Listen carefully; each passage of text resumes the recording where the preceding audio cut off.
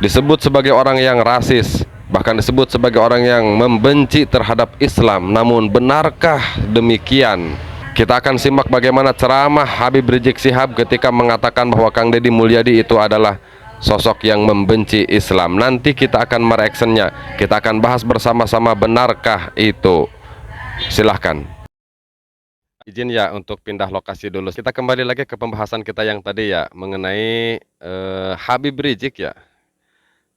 Jadi begini ya, dalam salah satu ceramahnya Habib Rizik mengatakan bahwa Kang Deddy Mulyadi itu rasis, Kang Deddy Mulyadi itu membenci Islam, begitu ya. Ini yang ingin saya tanggapi dari isi ceramah Habib Rizik. Sekali lagi saya menyampaikan bahwa tanggapan saya mengenai Habib Rizik ini tidak berarti saya membenci Habib Rizik, tidak ya, karena dilarang untuk saling membenci, begitu ya. Sibabul muslim pusukon wa qitaluhu kufrun, begitu ya. Kita tidak diperkenankan untuk saling membenci sesama umat muslim. Hanya saja ada pernyataan dari Bapak Habib Rizik yang ingin saya tanggapi. Mudah-mudahan tanggapan saya ini tidak keliru ya.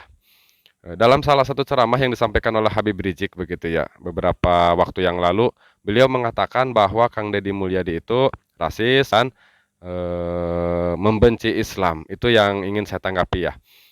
Untuk lebih jelasnya ya, kita simak dulu ceramahnya Habib Rizik, nanti kita akan bahas bersama-sama. Dan untuk semua sahabat mata netizen yang ingin berkomentar, silahkan kirim komentar di kolom komentar. Namun saya ingatkan, tetap berkomentar dengan komentar yang sopan, begitu ya. Dan untuk sahabat mata netizen yang belum subscribe, silahkan subscribe dulu channelnya agar tidak ketinggalan video-video dari kami. Untuk videonya kita simak bersama-sama, silahkan. Sikap rasis semacam ini haram buat umat Islamnya. Iya, rasis haram. Gitu ya. Karena memang beberapa waktu yang lalu sang gubernur ini terang-terangan dalam ceramahnya dia menyerang Islam. Menyerang Islam. Islam ini agama pendatang. Yang leluhurnya bukan leluhur bangsa Indonesia. Bangsa Indonesia punya leluhur sendiri yang leluhurnya jauh lebih mulia daripada leluhur-leluhur yang menyebarkan agama Islam. Ini ngawur ini saudara. Nah, jadi dia benci dengan Islam, dengan Arab, saudara, sehingga menumbuhkan sikap rasis. Dan saat ini dia kadang-kadang ceramah di mana-mana, saya difitnah, katanya saya benci Islam, saya difitnah, saya dilawan, katanya saya begini begitu. Bukan difitnah, fakta. Anda merubah Purwakarta dari kota santri jadi kota berhala. Berhalanya masih ada sampai sekarang. Nah, fakta. Anda mengganti assalamualaikum dengan sampurasun, bukan fitnah, fakta. Nah, kini juga fakta. Anda mau ganti kata ihsan dengan welas asih. Nah, itu ya cuplikan dari salah satu ceramahnya Habib Rizik Syihab. Habib Rizik Syihab ya. Saya ulangi sekali lagi ya. Pertama itu Kang Deddy Mulyadi itu menyerang Islam, membenci Islam, dan sehingga menumbuhkan sikap rasis. Nah, tiga hal ini yang ingin saya tanggapi dari Habib Rizik Syihab. Untuk menanggapi dari apa yang disampaikan oleh Habib Rizik Syihab, tentunya saya pun memerlukan bukti ya, memerlukan data, begitu ya. Dari mana sih alasannya, apa sih penyebabnya sehingga Kang Deddy Mulyadi ini disebut sebagai orang yang membenci Islam atau menyerang Islam. Nah, saya ingin tampilkan salah satu pidatonya Kang Deddy Mulyadi. Saya juga tidak tahu apakah ceramah ini yang dimaksud oleh Habib Rizik ya, ceramah Kang Deddy Mulyadi atau pidatonya Kang Deddy Mulyadi. Silahkan disimak.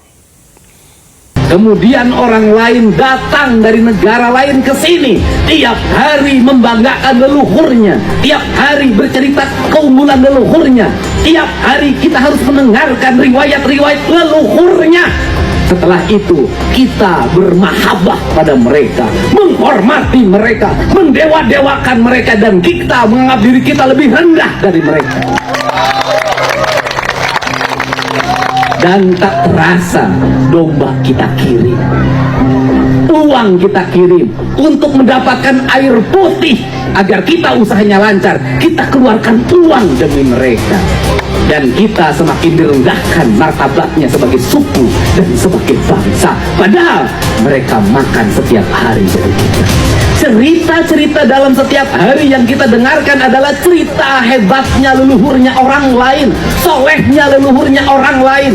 Dan saya katakan leluhur kita lebih soleh dibanding leluhur mereka. mereka. Leluhur kita lebih baik dibanding leluhur mereka. Leluhur kita lebih beradab dibanding leluhur mereka. Leluhur kita lebih dekat dengan Hyang Tunggal, dengan Allah Subhanahu wa Ta'ala dibanding leluhur mereka. Nah, apakah isi ceramah yang ini ya yang dimaksud oleh Habib Rizik Syihab?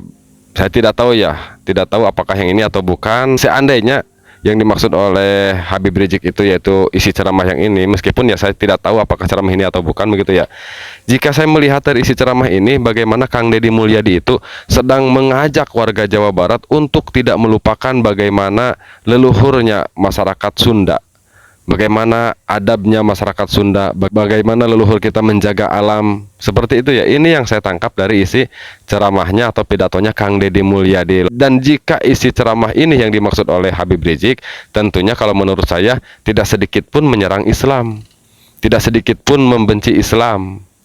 Apabila nih, kalau menurut Habib Rizik Syihab, Kang Deddy Mulyadi itu membenci Islam, masa iya?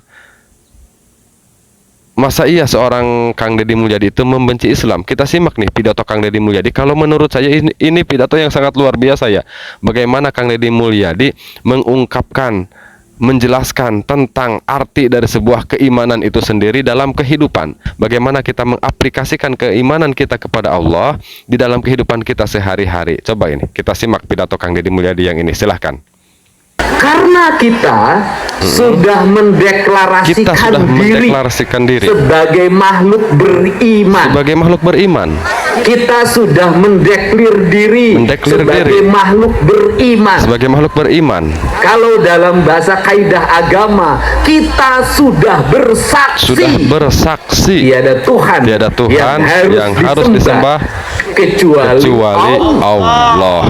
Ini luar biasa. Ini luar biasa ya.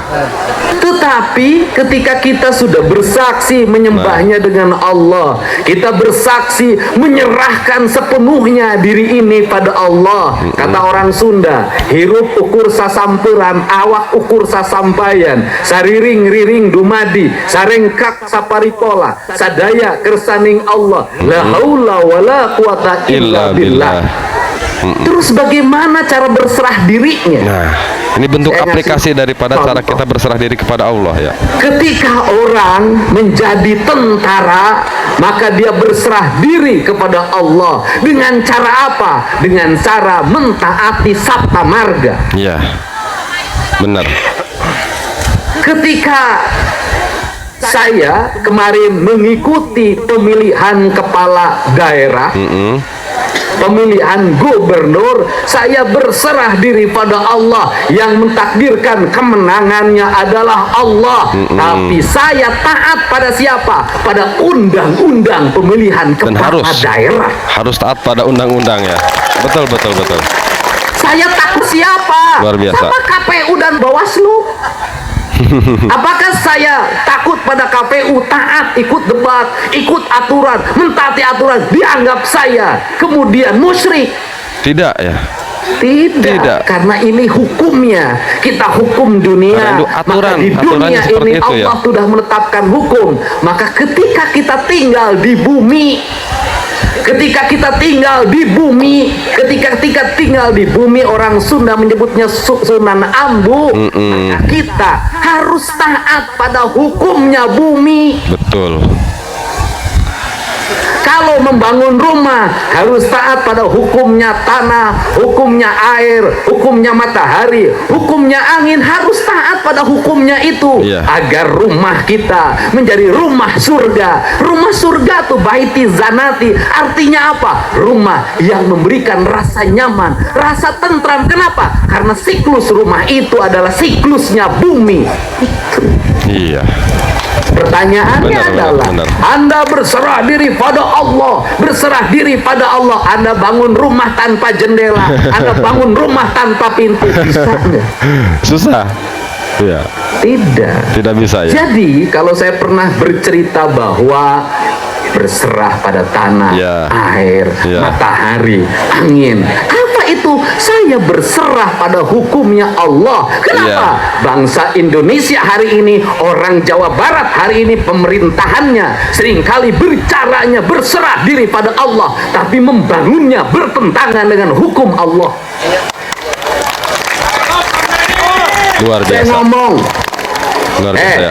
kalau seluruh sawah dipakai bangunan, seluruh sawah dipakai pertokoan, seluruh sawah dipakai perumahan, apakah Anda menyatakan berserah pada Allah? Tidak. Bertentangan ya. Karena besok Anda akan mengalami kekeringan. Keringan. Besok Anda akan mengalami kekurangan pangan. Betul. Anda bilang berserah diri pada Allah, gunung tah, Tangkuban Parau Tugaran tah pakai beko. Bencana tidak? Bencana. Itu berserah diri. Jadi hari ini banyak teologi Harus sesuai, fatalistik. ya. Kenapa? Mukanya mengaku berserah pada Allah, hatinya mengikuti hawa nafsu. Luar biasa. Lisan mengatakan berserah diri kepada Allah, tapi hatinya mengikuti hawa nafsu. Ini pidato luar biasa ya. Fatalistik ini berbahaya. Kenapa?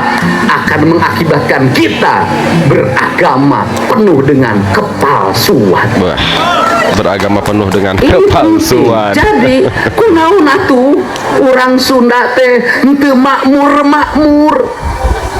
Kenapa tuh? Kunaon atuh teu makmur. Kenapa Nek orang Sunda nggak makmur? Budak 12 tahun dipangmelikeun motor, nongkrong di saung, gawe nginum jengah rokok, rek makmur kumaha? Betul. Nggak bisa, harus dirubah. Maka dari dulu saya memimpin bukan hanya membangun jalan, bukan hanya membuat gedung, bukan hanya membangun irigasi, bukan hanya membangun rumah sakit, bukan hanya membangun puskesmas, tetapi yang lebih penting dari semua itu adalah membangun karakter manusia Sunda agar dia sadar dirinya di mana, dari mana, dan akan kemana. Itu jauh lebih penting dari apapun. Ini ya. Penting. Membangun Makanya karakter. kalau saya ketemu anak pakai motor knalpotnya brong, saya cegat, ganti. Saya kasih 400.000 tuh ganti. Kenapa? Knalpotnya sudah melanggar aturan, dibiarkan oleh gurunya, dibiarkan oleh kepala sekolahnya, dibiarkan oleh orang tuanya. Kenapa? Anda ngomong taat pada Allah, knalpot motornya brong, Anda sedang melawan hukumnya Allah. Betul. Kenapa melawannya? Manusia ada keterbatasan telinga. Telinga itu ada keterbatasan suara yang mesti dengar. Harus berapa?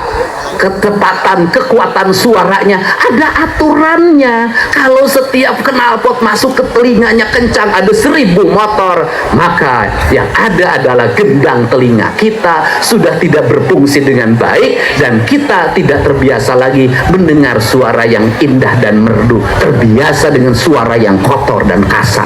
Betul. Dari mana keberadaban di sini? Beragama, motornya harus benar. Iya. Beragama tidak boleh membuang sampah ke sungai. Sembarangan, ke Beragama sungai, betul. tidak boleh membuang racun ke sungai. Ke sungai, Beragama betul. berarti mengurus kebersihan. Ya. Beragama berarti tanahnya diruat, dibukakan lubangnya, ditanami pohonnya, dibukakan lubangnya, ditanami pohonnya, dibukakan lubangnya, ditanami pohonnya. Saya mengeluarkan biaya membuat ruang-ruang terbuka seperti ini, orang tidak ngerti. Kenapa? Anak-anak usia dini sekarang stres, ruang bermainnya tidak ada. Tiap hari pakai HP, tiap hari mau motoran. Orang tuanya stres, kebutuhannya makin lama makin tinggi, kemampuan ekonomi makin tidak terbatas. Bang emok, bang keliling, judol, pinjol itu marak di Jawa Barat. Itu ancaman utama. Sedangkan orang Jawa Barat mengaku orang religius. Betul. Apa? Religiusitas kita, pengakuan kita beragama, ternyata isinya bukan la ilaha Illallah. Ini harus dibenerin, tugas negara, tugas pemimpin. Setuju ya, dari apa yang disampaikan oleh Kang Deddy Mulyadi sangat luar biasa ya. Kalau menurut saya sangat luar biasa bagaimana Kang Deddy Mulyadi mencoba mengajak warga Sunda, warga Jawa Barat untuk benar-benar mengaplikasikan keimanan itu ya. Tidak hanya sekedar diucapkan dengan lisan, tidak hanya sekedar diucapkan dengan kata-kata, tapi benar-benar diwujudkan dalam prakteknya ya. Karena tidak nyambung begitu ya. Kalau seseorang yang mengatakan beriman kepada Tuhan, beriman kepada Allah Subhanahu wa taala, kemudian dia merusak, kemudian dia memasukkan racun ke sungai atau memasukkan sampah ke sungai. Ini sangat tidak nyambung ya. Keberimanan yang diucapkan oleh lisan tapi tindakannya merusak alam. Ini tidak nyambung ya. Kenapa? Karena Islam tidak mengajarkan seperti itu ya, tidak mengajarkan agar mengotori sungai. Tidak, yang diajarkan oleh Islam itu justru malah kebersihan. Ini sangat luar biasa ya. Kalau menurut saya ini sangat luar biasa dan saya tidak setuju. Mohon maaf kepada Bapak Habib Rizik, perlu atau tidak ya saya mohon maaf. Saya yang jelas ya saya tidak sependapat, tidak sepemikiran dengan Bapak Habib Rizik yang menilai Kang Deddy Mulyadi itu membenci Islam. Justru saya melihat bahwa Kang Deddy Mulyadi ini sedang membangun warga Jawa Barat bagaimana mengaplikasikan bentuk keimanan kita kepada Allah Subhanahu wa taala dalam kehidupan sehari-hari, dalam dunia nyata. Bagaimana sih sikap kita sebagai orang yang beriman kepada Allah? Harus seperti apa? Nah, seperti itu ya. Tentunya saya ingin berbicara banyak ya, namun nanti kita bisa sambung lagi ya di pertemuan yang akan datang. Mudah-mudahan semua sahabat mata netizen plus 62 dimanapun berada diberikan kesehatan, panjang umur, dan nanti kita bisa berjumpa lagi di video-video yang akan datang. Jangan lupa di like dan di subscribe agar tidak ketinggalan video dari kami. Mudah-mudahan sekali lagi bermanfaat. Bagi yang ingin berkomentar silahkan kirim komentar di kolom komentar, dan sekali lagi saya ingatkan berkomentarlah dengan komentar yang sopan. Wallahu huwal muwaffiq ila aqwamit thoriqin. Wassalamualaikum warahmatullahi wabarakatuh. Sampurasun.